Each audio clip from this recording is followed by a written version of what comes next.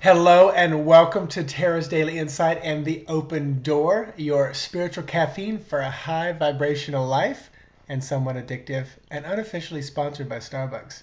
I'm Mitchell, your intuitive messenger, and thank you for watching today, Monday, June 24th, 2013.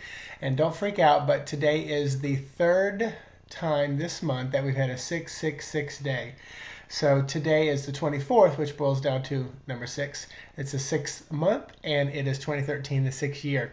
That is actually 18, which is the moon card. So it's a very pleasant card because 16 is tower, 17 is star, 18 is moon, 19 is sun. So you see how the light is coming a little brighter with each of those cards within the realms of tarot. So I love that imagery. So great day coming off a full moon yesterday, summer solstice Friday.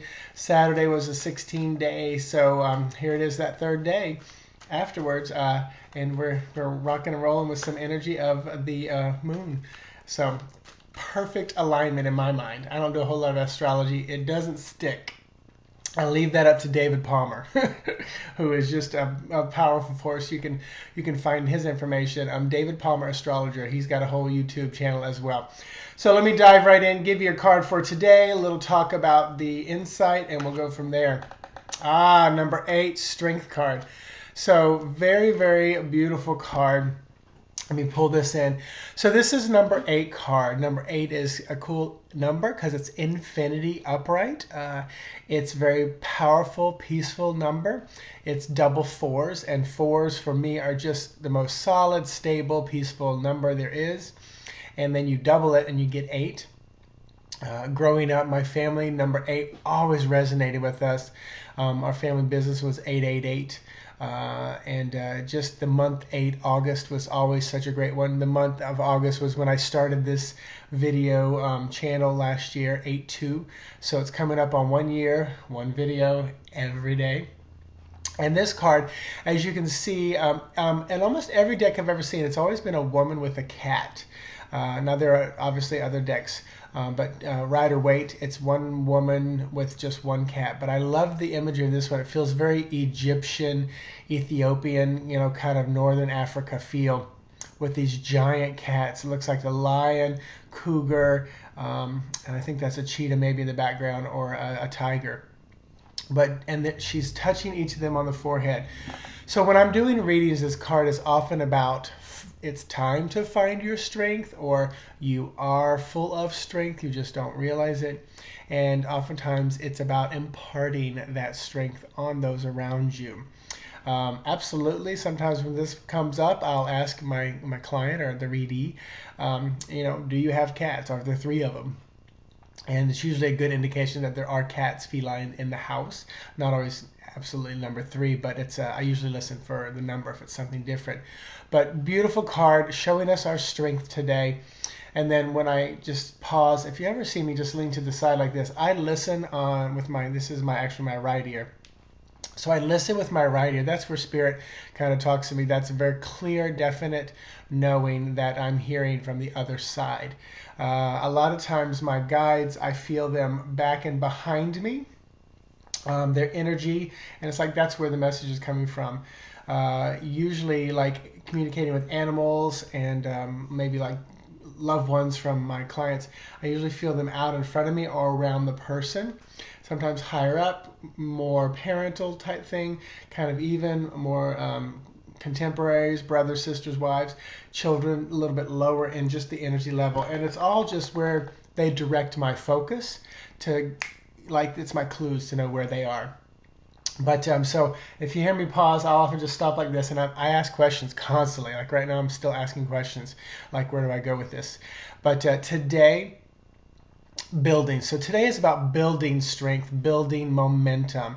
The image I'm getting is that snowball coming down the hill. Now the image of the snowball, not going to be fast paced. It's steady and strong, and that's because the slope is not that steep. So, like a semi-truck takes a little while to get going, but once it's going, it's smooth and steady. Think of that imagery today. So build that momentum, but it's slow and powerful. like a bulldozer, like moving, shifting, changing sand around. And I do want to say that, thank you, they just reminded me of something. But I want to say my heart goes out to so many of you right now who have said goodbye to pets, especially dogs. Last night as we did the radio show, a message popped up that another very close friend, their dog made a huge battle through cancer, was cancer free from the doctors, and then something in the spine just got a hold of them and debilitated them. But yesterday they passed away. I don't know all the details, but that's about the third or fourth dog in like the last 2 weeks that I've heard of. And I don't hear a lot of that, but you know, every once in a while, it's usually I'm connecting with them after they pass. But so my heart goes out to you guys. I absolutely know what it's like to hold a pet with their taking their last breath. Hardest thing I've ever done. I'd do it again tomorrow if I had to, because how amazing that animal was, Lovita, the Pomeranian that Fabian and I had, that lived with us. Fabian lived with her for 13 years, from almost a puppy. So I understand that, and like I said, my heart goes out to you. I encourage all of you to realize they were powerful teachers, powerful mirrors of what's going on. But they signed up for a contract and a lesson to give and to learn and to teach us as well. And this is the point where you really want to try to connect with their spirit as they're on the other side. I believe animals come back a whole lot more frequent, you know, in our own personal lifetimes, as well as other ones. So, you know, if you want them to come back, you know, set the intention and maybe they will. You might feel their spirit or their soul in a human being, or vice versa, a human in an animal, just kind of watching over you, because animals tend to not have to be here that much longer like we humans have to be here 60, 70, 80 years. Animals' lifespan's a little bit shorter. So for a human to pop back in, an aspect of that soul to come back in for a short period of time is kind of cool too. Because think about it, they can experience being physical with you again without having to be here for a lengthy lifespan or go through that birth, child development, growth, emotional type of feeling, because I think the animals are so much more connected than we ever are, and I just don't feel like they have to go through all that kind of like remembering when they get here. I think they pretty much know. So all that being said, push through with your strength. My heart goes out to those of you who are saying goodbye to pets and people. There's a wave of people and animals all exiting right now, as always, but it's like you've just taken notice a little bit more. So I will talk to you guys tomorrow. Have a wonderful day. Thanks for subscribing, viewing, tweeting, becoming a fan, and following all my stuff. If you ever want a reading, check out my website and shoot me an email, and I will talk to you guys tomorrow. Namaste.